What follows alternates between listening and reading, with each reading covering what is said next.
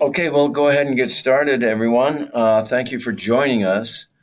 This is another in a continuing series of webinars hosted by the Critical Infrastructure Resilience Institute at the University of Illinois at Urbana-Champaign. We call it CIRI. CIRI is a DHS Center of Excellence led here by the University of Illinois. And as a DHS Center of Excellence, we are essentially a consortium, an evolving consortium of universities and academic institutions conducting vital research on behalf of DHS, in our case, specifically to address the issue of our critical infrastructure. And a specific mission of CIRI is to conduct innovative output-oriented research to enhance the security and resilience of our nation's critical infrastructure. And one of the projects we have that's doing that will be presented to you today. As I think we all know, mobile communications has become a key element of our critical infrastructure, and this is going to get even more so and more critical as we move towards the Internet of Things, which will be reliant on mobile communications technologies. What perhaps most of us don't realize is that our mobile phones are shipped with very weak security implemented in them. And of course, these mobile phones are prolific. There are literally billions in use, and they can be used to attack the core mobile communications infrastructure. And underfunding from DHS, Dr. Guanhua at the State University of New York at Binghamton has been developing a testbed, the LTE-Oriented Emulation-Instrumented Fuzzing testbed, which is a mouthful. I'll let him obviously describe it in detail. But his testbed will identify vulnerabilities and assess the impact of misbehaviors of mobile phone devices and their impact on the underlying network. Dr. Yan is the associate professor at the Department of Computer Science at Binghamton University, where he has been since 2014. From 2005 to 2014, he worked at Los Alamos National Laboratory in New Mexico, first as a research associate and then as a research scientist. He received his PhD in computer science from Dartmouth College in 2005, and his research interests span various topics in cybersecurity, including malware defense, vulnerability assessment, and of course, critical infrastructure protection. And his latest research has been sponsored not only by DHS CIRI, but also by the National Science Foundation and the Air Force Research Lab. At this point, let me hand it over to Dr. Yan for his presentation. Thank you. Okay, thank you, Randy. Thank you for your great introduction, and also thank you, everyone. So I guess, I guess many of you have never been to Binghamton University before. So this is how our university looks like in the fall. And particularly our engineering building is here, and where that is the computer science department is located. Okay, so then today, my presentation, I would like to organize it in 4 parts. First, I would like to talk about the motivation of building a new testbed to evaluate the resilience of LTE mobile communication systems. In the second part of my talk, I will talk about the overview of LEFT and the design goals, and also the key methodologies, and also some of the algorithms we use. The third part is about using our LEFT, the testbed, to assess the vulnerability of a few 4G LTE Android mobile phones. So last, I will talk about our ongoing efforts and also our future plan, how to develop new capabilities on top of LEFT. Okay, so the motivation, so why we want another testbed. So as all you know that the cellular communication standards have gone through multiple generations. So it started with the first generation, that is the analog cellular network, and so that is basically is AMPS, called Advanced Mobile Phone System, that is supported only like a voice communication. And then the second generation of the cellular network is called the GSM, the Global System for Mobile Communication. So GSM supports both the voice and also paging service. And the third generation is called the UMTS, that is a Universal Mobile Telecommunication System. And then, so the third generation supports not just the voice and also the video and also 3D service. Currently, we have the fourth generation of the cellular network, that is LTE. That stands for the long-term evolution. So LTE network is different from the previous generation of the cellular networks, is because everything is IP-based. So previous generations can be both packet switched and also circuit switched. But starting from the LTE network, everything is IP-based, packet switched. And if you look at this evolution, you can see obviously the type of services supported by the cellular networks, like ranges from from the voice now starting getting to this video, high-end gaming, and also the data everywhere. And also the bandwidth is much higher than the previous generations. So this is the evolution of the cellular communication standards. And then I would like to also briefly introduce the architecture of a typical LTE network. So LTE network has two parts. One is the access network. So this is called the EUTRA, Evolved Universal Terrestrial Radio Access Network. So they basically has a bunch of base stations called eNode B, and then the UE, that is the user equipment that can be a mobile phone, can talk to the core network through the base station node B. And the core network is called the EPC, Evolved Packet Core. So everything here is packet based. So in the core network, it has multiple elements, including the MME, that is a mobility management entity. So manage the mobility of the user equipments, the mobile phones. And HSS, that is a home subscriber server that keeps the authentication credentials of each mobile phone at its home network. And then on the user plane, the UE can talk to the internet through first the serving gateway. This is called SGW, and it's called a serving gateway. And then to the PGW, that is packet data network gateway, and then get some IP address, and then talk to the internet. In addition to that, we also have like some other elements for the network to talk to the 3G network, and also have the PCRF, that is the policy and the charging rule functionality. So this is like the basic architecture of an LTE network. And interesting, now everyone knows that if you have a mobile phone, you probably see that LTE is on top of the phone. So LTE is supposed, like the mobile phones, you have the 4G LTE connections. You should see that on your phone.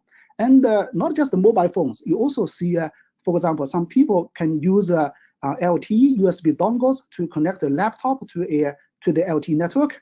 And also some of the home business, home network, and also small business, they use a femtocell to talk to the LTE network.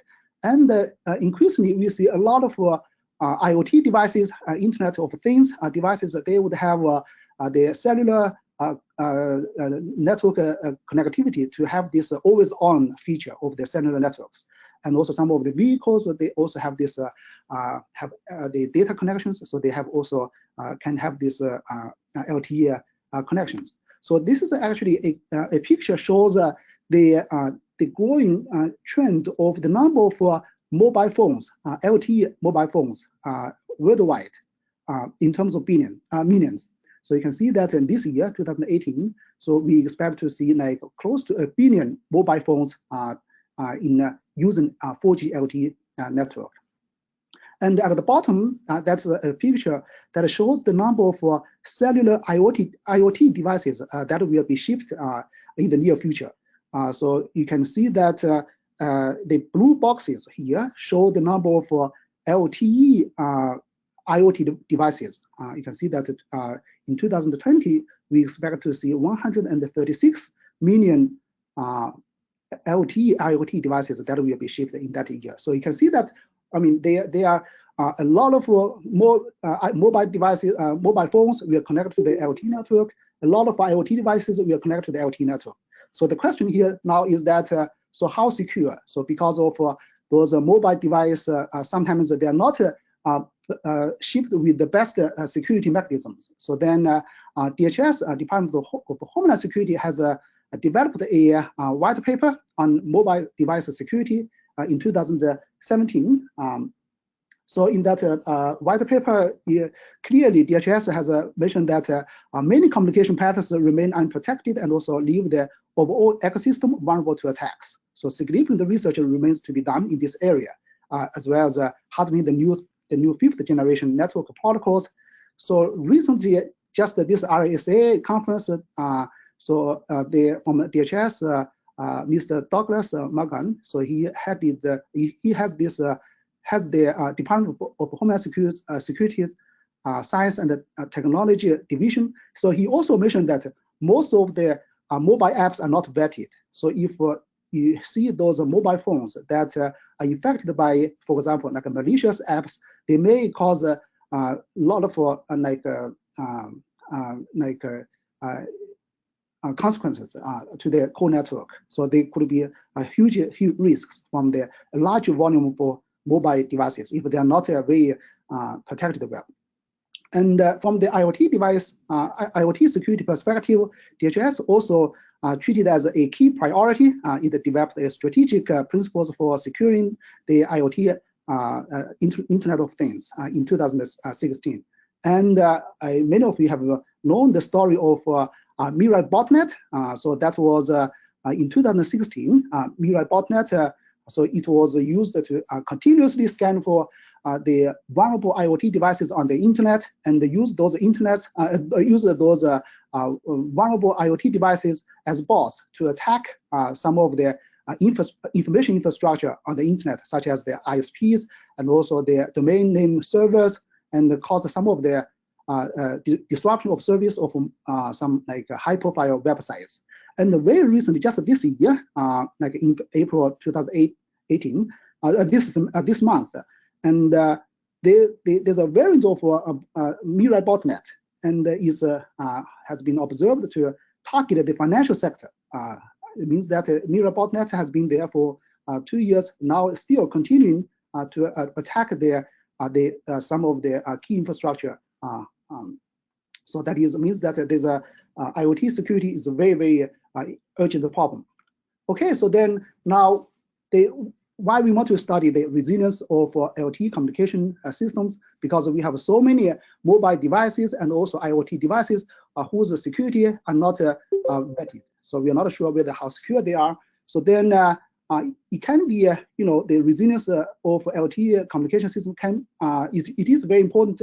For example, there's in 2012, so in Japan, so a large LTE mobile network operator experienced a 4.5-hour outage because of a free voice application on Android phones. So then 2.5 million subscribers, their services got affected. So that means that this is very important for us to protect the resilience, the operation of LTE communication systems. And if you look at this, the problem of how to improve this resilience of these LTE communication systems, so there are multiple factors we have to consider. First, the vulnerabilities can happen at different levels. For example, it can happen at the protocol level. For example, LTE protocol is known to, at some places, it lack integrity protection. In some places, the crypto may be weak. So this is the protocol level vulnerabilities. Another level of vulnerability is the implementation level vulnerability. So because eventually those LTE protocol will be implemented by different vendors in for example, the firmware. So then, for example, in 2016, it was discovered that there was a heap memory vulnerability in one of it's called abstract syntax notation 1 passing code generated by one of the software companies called objective systems. So they have their compiler has a runtime library that has this heap vulnerability, and then it would allow the code to be executed remotely. That is a very severe vulnerability. And the third level is the misconfiguration of the LTE network operation. It is possible that, like because of some of the human errors, so the LTE network is not configured well correctly, so then you have some trouble. So then our motivation of left is develop a test bed for this proactive resilience analysis of the LTE communication system. So we want to find the vulnerabilities before they are exploited by the bad people. Okay, so this is now goes to the next part. So I would like to talk about the how this left is designed and also implemented. So we have, when we design this left, we have a few goals in mind. So first, we would like to make it effective. Means that the left can be used to assess the resilience of a LTE subsystem. So we want to make sure that it's useful. So the next goal is efficiency. So just because you can look at a large network, LTE network, so the attack surface is so big, so we really have to be efficient in terms of creating the test scenarios that can expose the vulnerable states of the LTE network. So we cannot just try everything. Brute force, it would not work well. The third goal is extensibility. So because Rome was not built in in a day, so we want to have a develop the left capabilities in an incremental way. So we want to add new capabilities and then over time, so make it more mature. So the fourth one is usability. So this is also very important to make it practical useful. We have to make sure that it requires a minimal human supervision because the LTE network is large. So we don't want to have people get using this test bed and then have to do a lot of work. Then it's not very useful. The last one is isolation. We want to make sure that left, we are not interfere with the normal LTE network operations. So those are the 5 design goals of left. So then next, I would like to show you the architecture to how to use this left to evaluate Android phones. So because the first stage of our project is to focus more on the vulnerability of the Android of the mobile phones. So we start with a user provided the threat model, and then the threat model can describe the knowledge of the attacker or the capability of the attacker, those things. And then based on that user provided threat model, we can generate the configuration of the testbed, how to configure the left testbed. So the left testbed has both the hardware and also the software. Hardware has the UE, that is the Android device. That is we are trying to assess its vulnerability. So the Android device is talking to a emulated LTE network that is running on a workstation through software-defined radio. So the software-defined radio, we use the ETOS researchers, the USRP B210, the USRP board, and also use the LTE antenna so that the Android phone can talk to an emulated like a network through this the software-defined radio. And then on the software side, we have a client and the server type of architecture. On the client side, so the client can talk to the Android phone, send some commands through ADB, the Android debug bridge through that connection to send commands to the Android device and get some responses from the phone, and then infer the internal state of the phone. And then also the client can talk to the fuzzer. So the server has the emulator, the network emulator in it, and also on top of the emulator we have the fuzzer. So the fuzzer is used to perturb the behavior of the LTE network. So our goal is trying to change the behavior of the network so that we generate some of the messages that are unexpected to the Android phone, and then the Android phone will send back some messages that can expose its vulnerable internal state. And then after that, we send the report to like a vulnerability report, and then give it to the human evaluator. Because it is possible we have some false positives, but it's okay. But we hopefully that the reports we have about the vulnerabilities of the phone can be useful so that the human can take a closer look at the phone and see how it goes.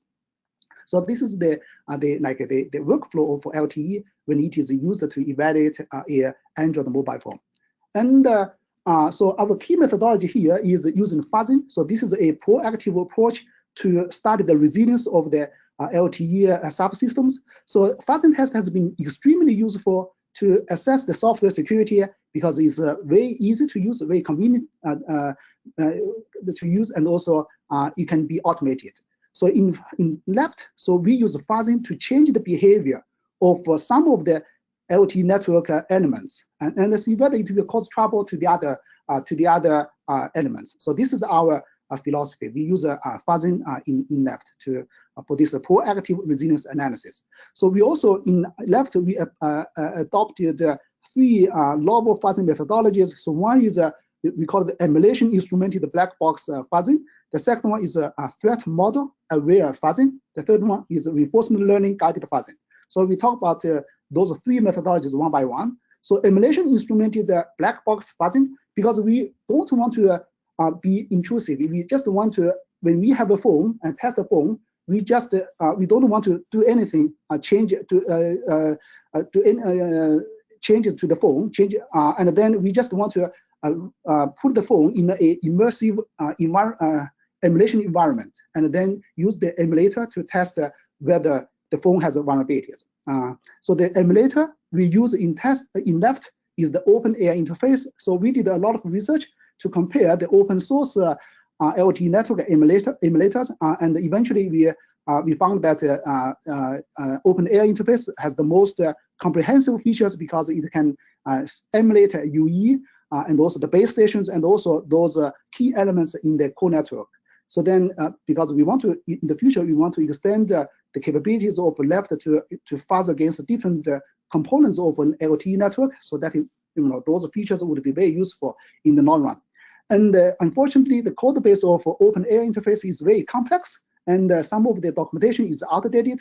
So our students did a very good job in terms of understanding the code, and then also made some modifications to the emulator. So we basically changed the emulator in two places. One is that we add sensors to the emulator to assess the vulnerabilities of the phone. So it means that because we want to connect the data, the states of the phone, and trying to figure out whether there's anything wrong with the phone. So this is we call the sensors. This is one place.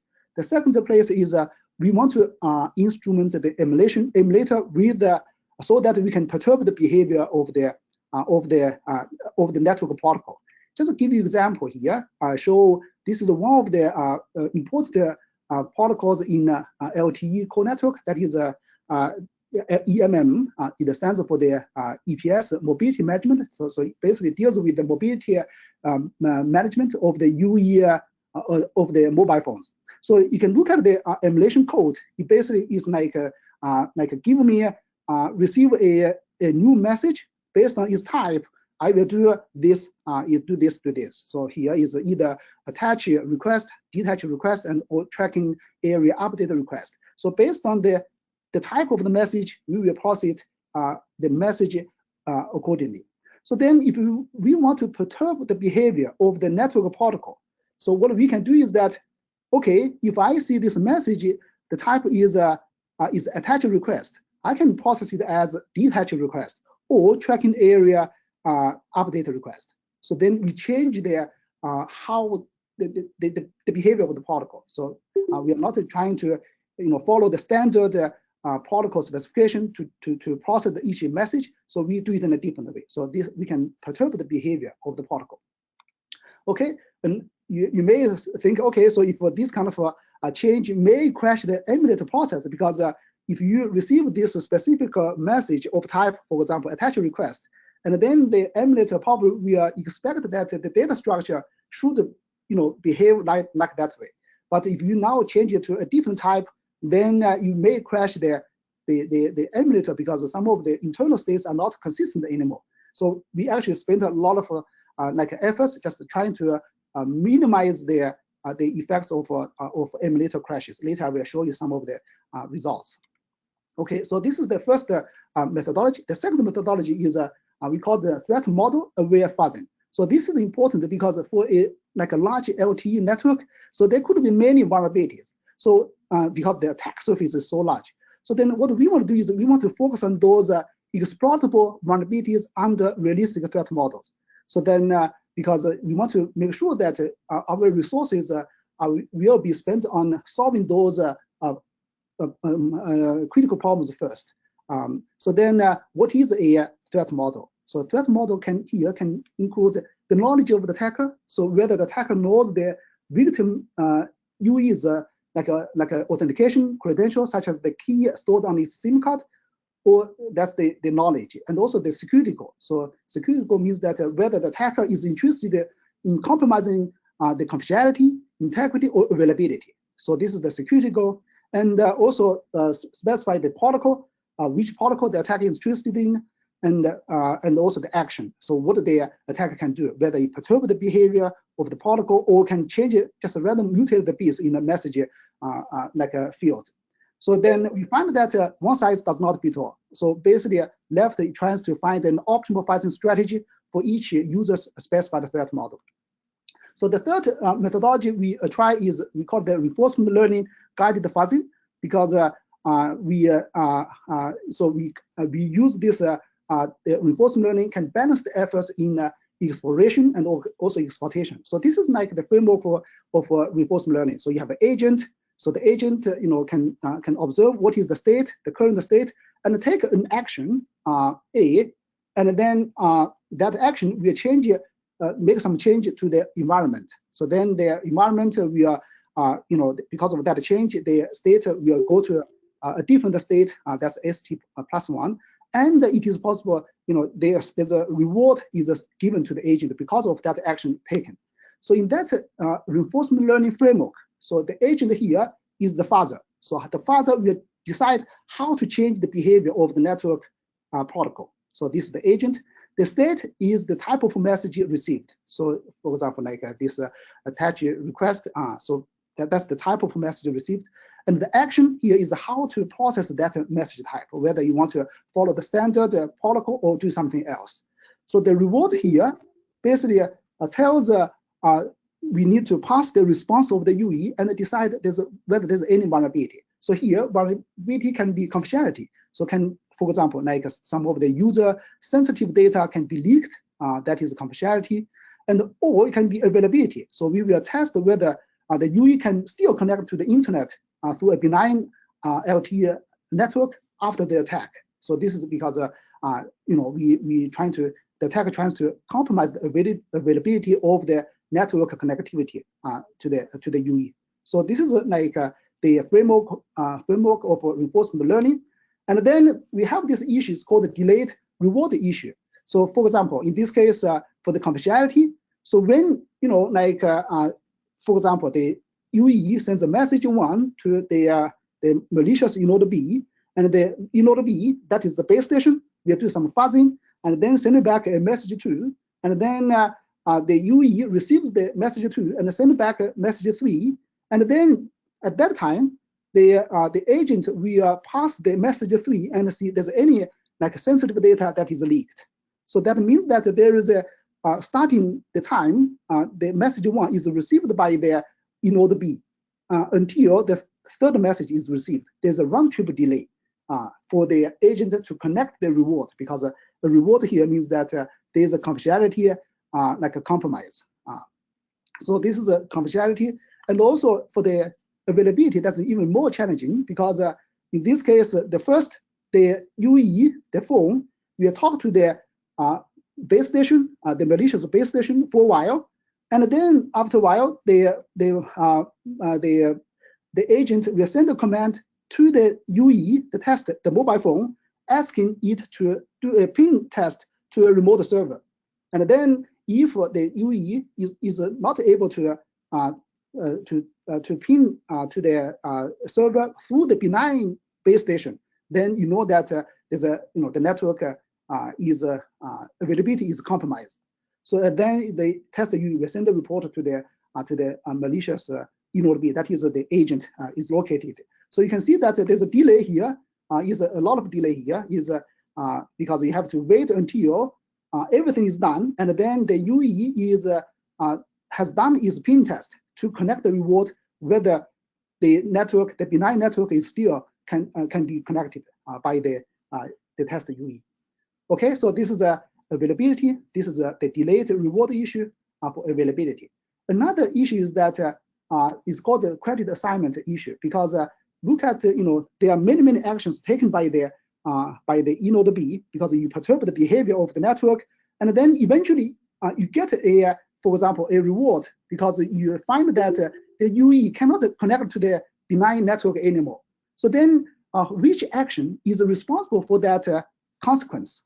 So this is because the agent has taken multiple actions. So we need to find a way to assign the credit to those actions that have been taken by the agent. We also need to address this issue. So eventually, we developed a customized reinforcement learning algorithm. We let the agent perform a number of episodes. So an episode here means that either the UE is not talking to the malicious node, malicious network anymore. We use a timer. Afterward, the test UE is not talking to the malicious network anymore, or the emulator crashes, or the number of steps in an experiment has reached its limit. So this is an episode, and then for connect the reward, we can just you can either connect the reward after receive the next message. That's for the confidentiality. For the availability, we're trying to connect the reward at the end of each episode, and then use an exponential scheme to assign the credits.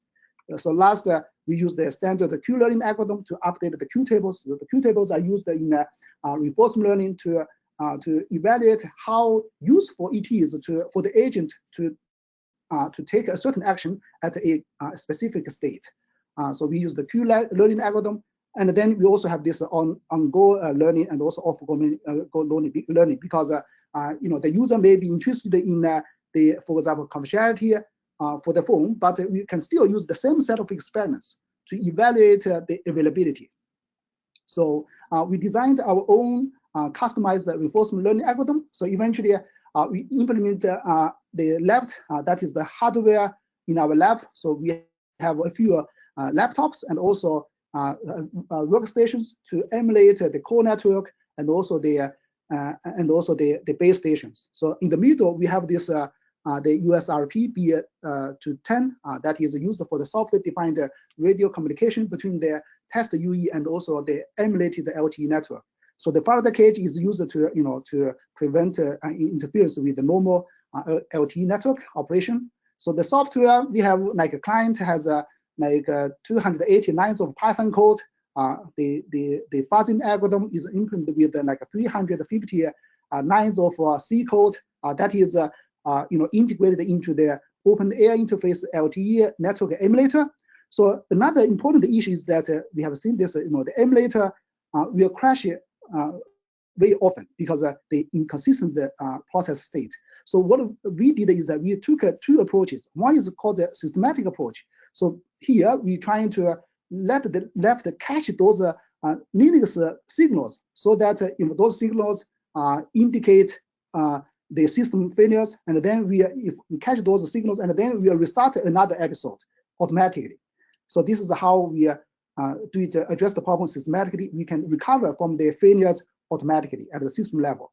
And also we have an algorithm approach to solve this problem. So in this case, is that if the agent take this action and then crash the emulator, so then we give a negative reward to the agent. So then next time, because of that negative reward, we discourage the agent from taking that action again. So this is we solved it from the algorithmic perspective. Okay, so next I would like to give you some of the results we use left to evaluate a few 4G LTE Android phones. So we use left to fuzz two key LTE protocols. One is EMM, and the other one is RRC. EMM is used for the mobility management, that is in the core network. So RRC is used to by the base station to broadcast some of the system information, establishing the connections between the UE and the access network and doing the paging stuff. Okay, so then this is our result. So we fuzz in this case we fuzz the RRC protocol in the base station. So the y-axis shows the number of unique sequences that you can find there's a compromise of confidentiality. So you can see that we have the x-axis shows the number of episodes. For each experiment, we did 200 episodes. So we tested 4 phones: Samsung Note, LG G5, Huawei Honor 8, and the Blue Knife 1 X2. So you can see that we can find from 2 to 4 like a unique sequence of the those like state action pairs for each phone that we can find some of the sensitive data from the phone. So we want to look at what indeed happened. So what kind of data that can be leaked in those like scenarios. So we look at one of the phones that has led to 4 like vulnerabilities. So then we look at this.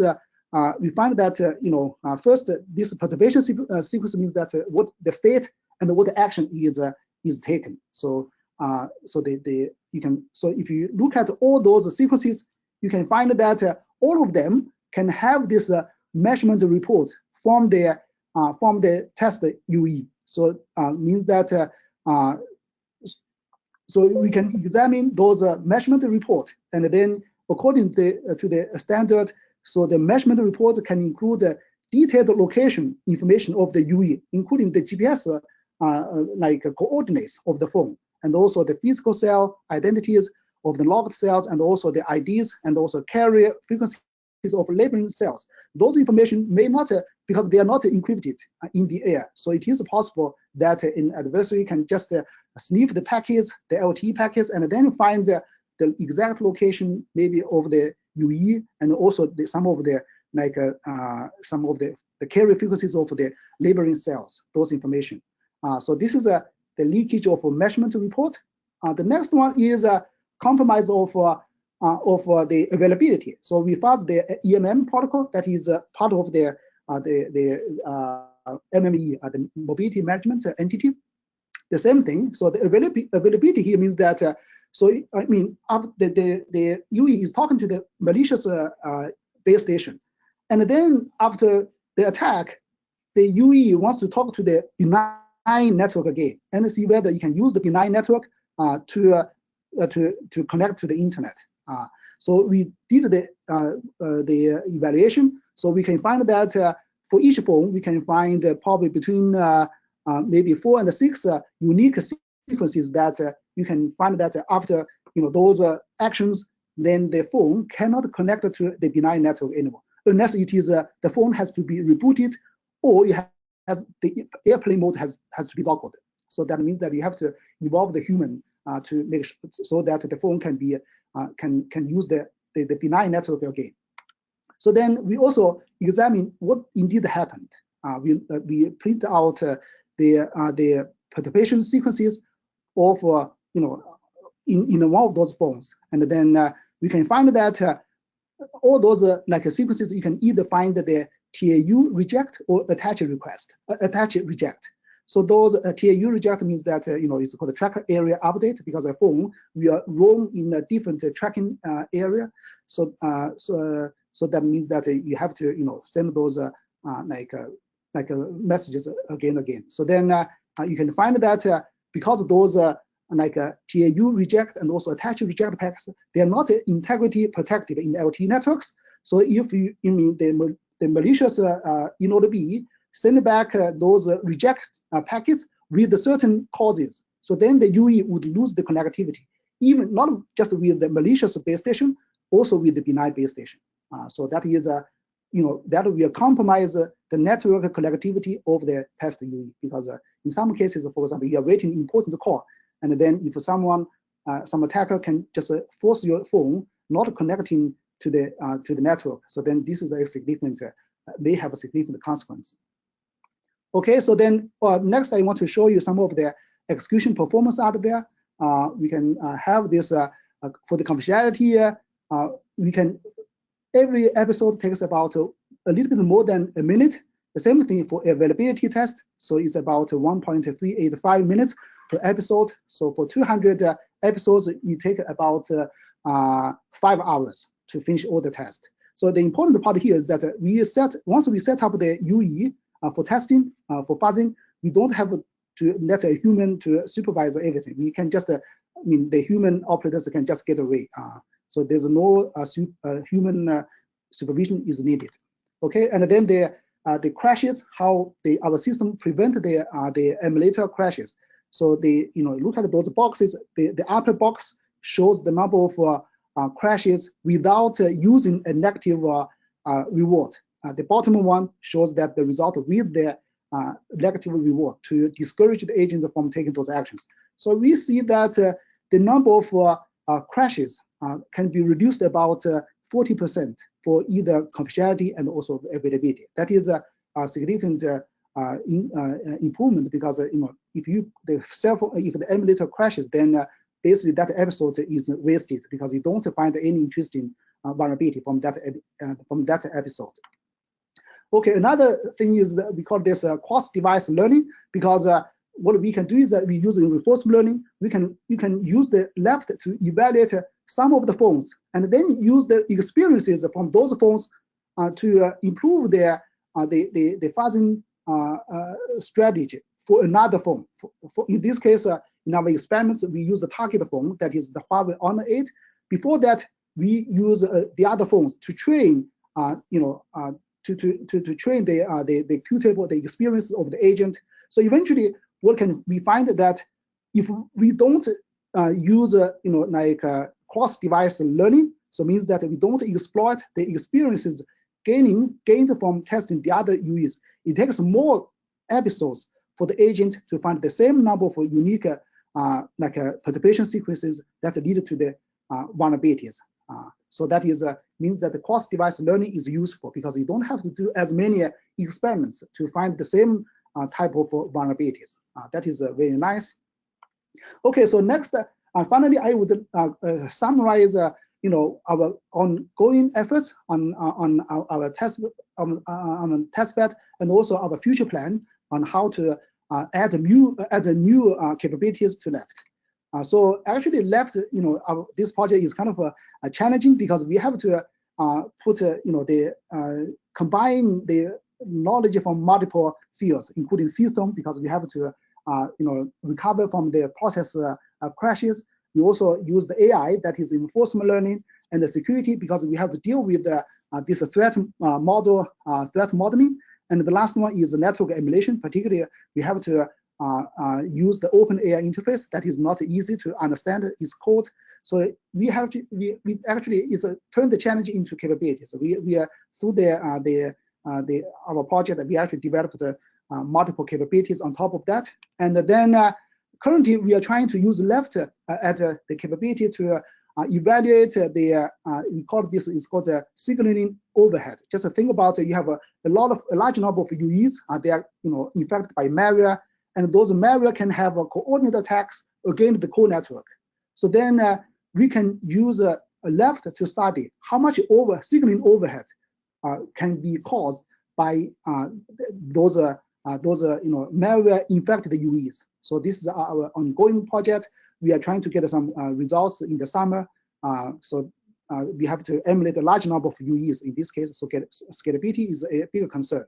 So the future plan, we really want to go into this new field is called how to fast test the NB-IoT devices. Because look at the recent development, both T-Mobile and also Verizon, they have planned to provide the cellular services for those, it's called the narrowband IoT devices this year. So this is a NB-IoT, is also called LTE-Cat NB1 in the release 13 over the 3GPP standard. So that means that we will see a lot of those IoT devices that we are taking advantage of the LTE cellular network infrastructure, because it's very cheap. If you look at the T-Mobile, the service plan is $6 per year for each device. It's like $6. That's basically is nothing. And also Verizon is also rolling out this IoT network this year. So that means that we will see a large number of IoT devices that will be shipped to the market. But many of those devices may not have very good security protection. So we want to extend the capability of LTE to do this fast testing of those IoT devices. So this is our future plan.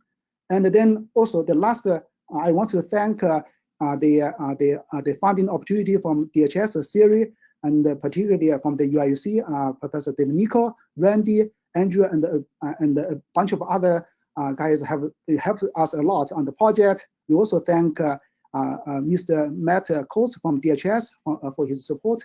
And of course, this is, I'm giving the presentation. The work is done by our hardworking students at Binghamton University, including Kaiming Fang, Huang Yiqing, Anthony, and also Max. Max was working on the project, but now he's working for a prime contract for the Air Force Research Lab. And Kai Nip, she was an undergraduate student. She's going to join IBM. And thank you very much. Thank you for your attention. And I would like to answer any questions you may have. Any questions, anyone?